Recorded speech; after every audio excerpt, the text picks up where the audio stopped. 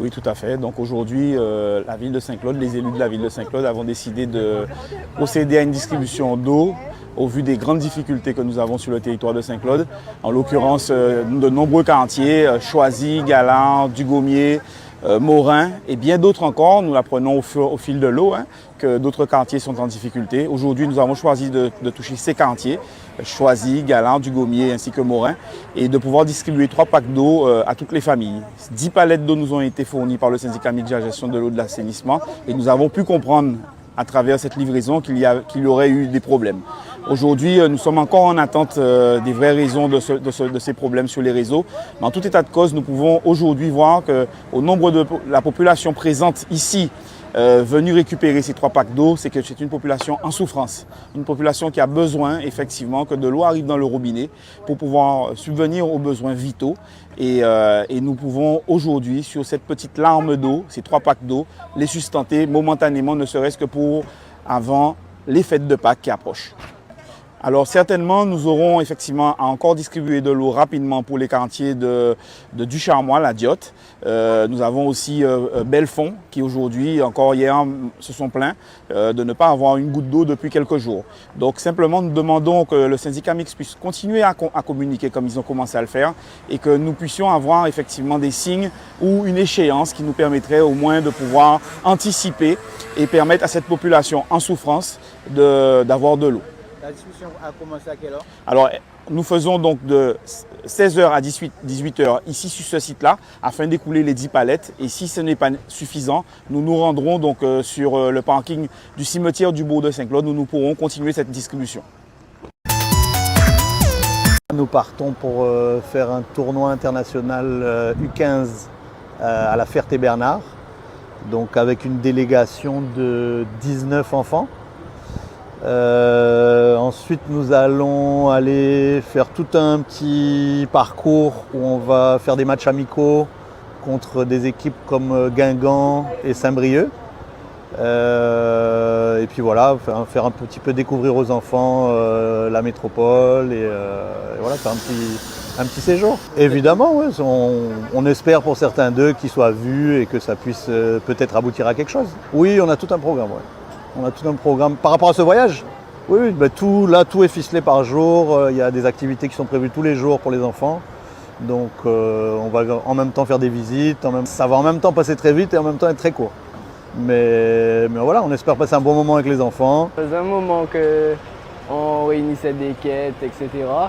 Et qu'aujourd'hui on est très content de partir et de pouvoir montrer en France c'est quoi notre équipe et notre potentiel. On est parti d'abord pour l'équipe et peut-être s'il y a des détections, on ira peut-être essayer. Mais avant tout, c'est le tournoi. On n'est pas parti pour perdre, bien évidemment. Et on espère gagner et ramener la coupe. Ben oui, certainement, nous faisons ça fait partie de nos activités en danse. Et là, nous faisons une application à danse de quadrille à la reprise. Quadrille la Côte-sous-le-Vent. Tous les samedis après-midi, nous avons une répétition à quadrille. Comment ça va passer? Ben, ça va passer très bien. Nous avons une heure et demie. Et là, nous allons répéter, nous allons reprendre les figures pour mettre nos top. Absolument, absolument. Il faut que nous gardions le côté patrimoine là, mais aussi, il faut nous préparer nous à transmettre les aussi. Ça nous a fait déjà parce que nous travaillons avec les écoles et quelquefois nous amener à intervenir dans les écoles et apprendre aux élèves. Qu'est-ce qui a manqué encore? Le gros problème là, ça qui a manqué, ce sont les hommes. Ce sont les hommes pas trouver l'homme. Si on y a un appel à lancer, c'est qui laisse? Nous avons lancé appel dans les autres associations pour les hommes, nous y va rapidement, mais ça n'est pas suffisant. Il faut que les hommes mettent en manœuvre aussi. Quand il n'y a pas suffisamment de monde à Goubet pour les hommes à Goubet, juste pour... Si les hommes, ils sont gentils, mais ils ne comprennent pas ce que vie, comme si ils étaient jeunes. Merci un peu.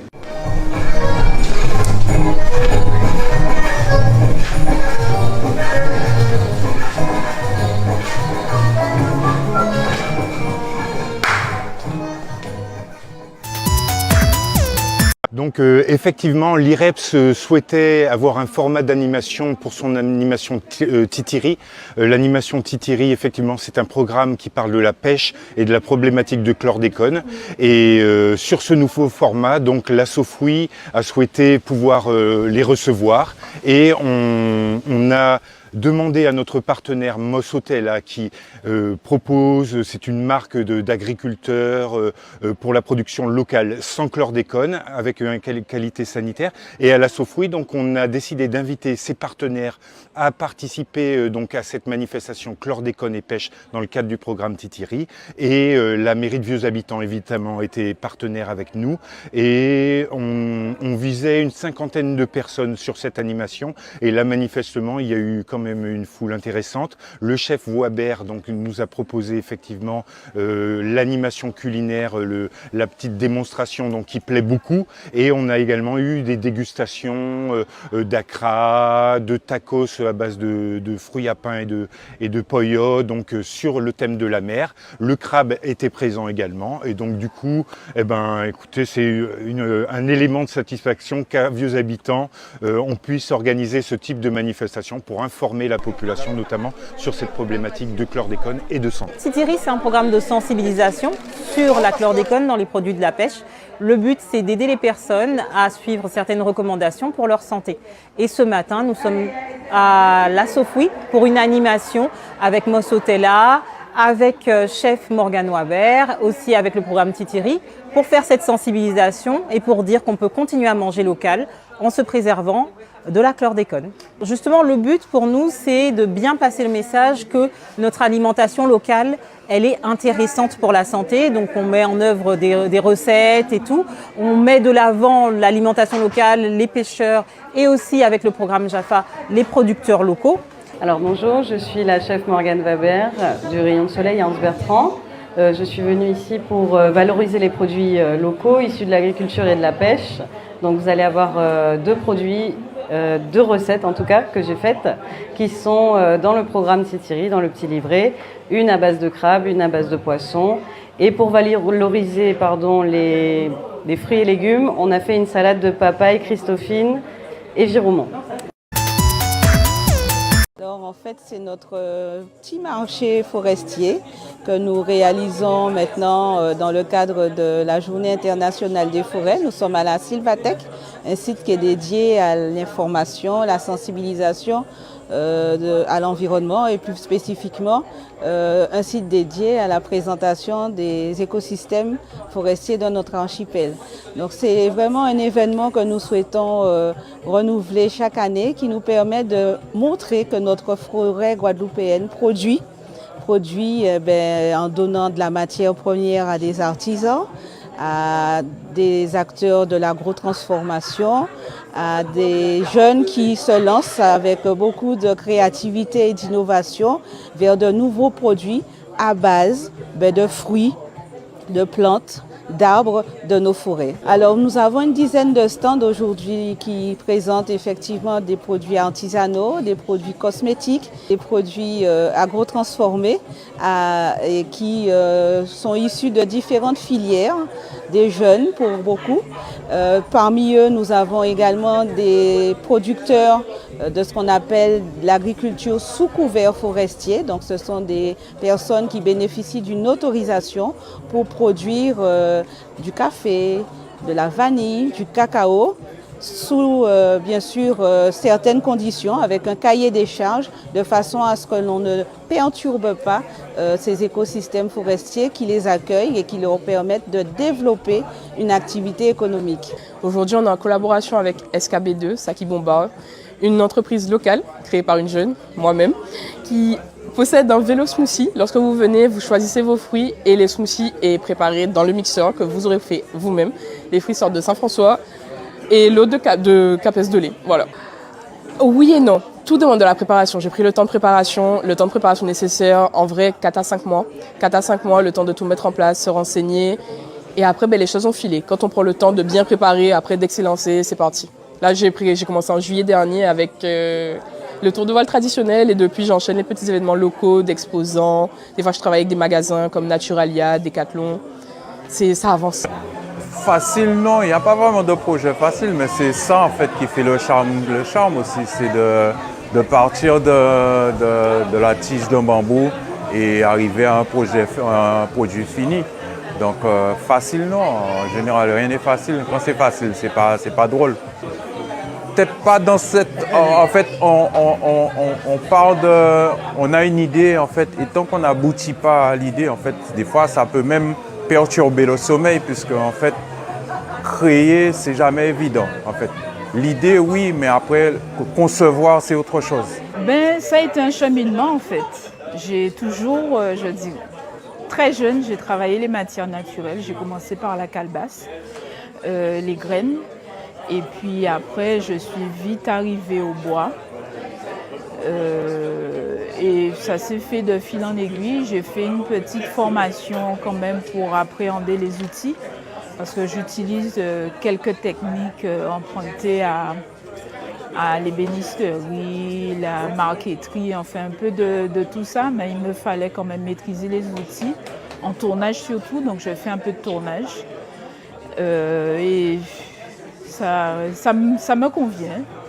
Ça n'a pas été facile tous les jours, mais c'est toujours pas facile tous les jours, surtout dans le contexte actuel.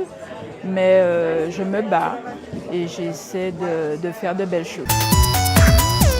Aujourd'hui, c'est notre première sortie. Donc nous avons commencé par le job dating et je trouve que c'était la première sortie qui pourrait être réussie. Alors, selon moi, en fait, aujourd'hui, il faut comprendre que je pense que la problématique de l'emploi reste quand même assez conséquente. Donc, on s'est dit, on va commencer par des volets un peu plus sérieux et plus importants, en tout cas, aux yeux de la population. Et je pense que c'était une première approche qui reste pas mal. Alors, moi, plutôt satisfaite. Je suis très satisfaite. Les intervenants ont répondu présent. Je remercie les intervenants, du coup, au passage, qui ont vraiment répondu présent. Et aussi les jeunes et les moins jeunes, peu importe, on n'avait pas ciblé vraiment d'âge particulier, et qui ont répondu présent au tout. Donc, je ne sais pas pour mes autres collaborateurs, mais en tout cas, en ce qui me concerne, puisque nous n'avons pas encore fait le bilan, je suis très satisfaite et je vois qu'il y a du monde. 40 participants inscrits et de nombreux qui ne sont pas inscrits et qui sont venus. Donc, je dis que chapeau.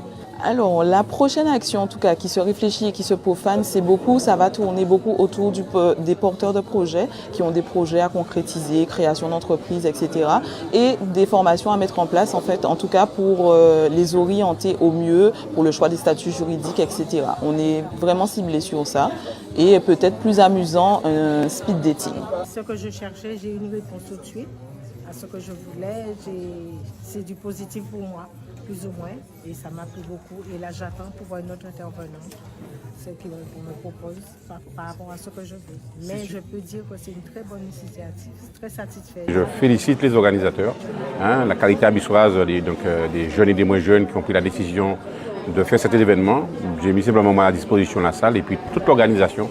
C'est leur initiative, les moyens, tout c'est leur initiative. Donc tout ça, très bien qu'il y ait des jeunes et des moins jeunes qui s'intéressent à la question de l'insertion, qui s'intéressent à la question du devenu de nos jeunes sur le territoire. C'est une belle opération avec, je vois, des prestataires qui ont l'habitude de faire des opérations d'insertion, qui ont une connaissance sur la question d'accompagnement des sociétés professionnelles. Donc, ils ont bien travaillé en amont, de trouver des partenaires intéressants et pertinents.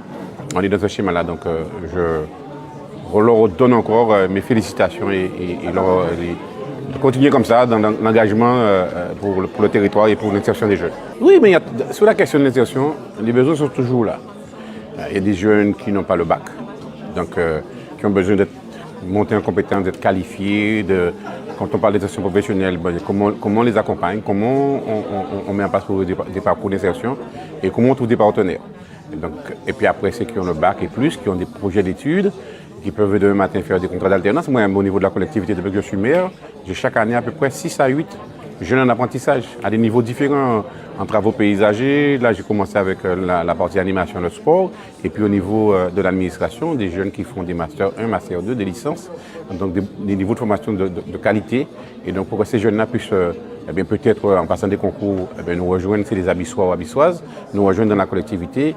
Et pour certains aussi aller faire leur parcours, leur avenir ailleurs. Mais ce qui est important, c'est de leur donner, de leur faire monter en compétence par la qualification professionnelle, par la formation professionnelle. Et ce qu'on essaie de faire. Donc oui, bravo à ces jeunes et moins jeunes qui ont organisé cette manifestation. En tout cas, on rentre sur un créneau qui est porteur. La question des porteurs de projets, de l'insertion professionnelle et puis du travail en règle générale, c'est une question qui est fondamentale, surtout pour les Guadeloupéens, singulièrement pour les Abyssois. On fait partie des territoires qui sont quand même pauvres en emploi et avec un grand taux de chômage. Donc, je pense qu'on a tapé dans le mille et j'en suis vraiment fière, non pas pour nous, mais pour la population. Il faut apporter des réponses concrètes. On en avait envie, on l'a fait, c'est très bien. Ah bien sûr, alors beaucoup de chefs d'entreprise de vieux habitants, pas que ça, on a quand même les partenaires tels que la mission locale. Malheureusement, le Pôle emploi n'a pas pu se déplacer, mais en tout cas, ils ont fait partie de la réflexion, ils étaient dans la réflexion. Et puis d'autres entrepreneurs qui sont en devenir, des entreprises en gestation comme la MAM Sakura Azmat. Oui, on est vraiment en train de faire rayonner le territoire, c'est ce qu'on veut. Expliquer aux Abyssois qu'il n'y a pas de limite ni à ses rêves ni à sa volonté et réellement être un interlocuteur de choix entre les financeurs, les instances et les candidats, les porteurs de projets. Voilà, faire ce lien entre les personnes et les dispositifs. On se rend compte qu'il y a trop peu de connaissances perdues, trop peu de dispositifs inutilisés. Et là, c'est le moment de faire tout ça se rencontrer et matcher. O-News Radio sur outremernews.fr.